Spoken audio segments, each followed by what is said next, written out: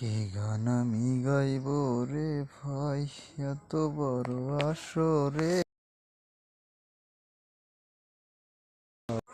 Hello viewers, আমরা এখন যাচ্ছি পাটগ্রাম থেকে 1 কিলোমিটার উত্তর পশ্চিম অবস্থিত রাবার ড্রাম ব্রিজ।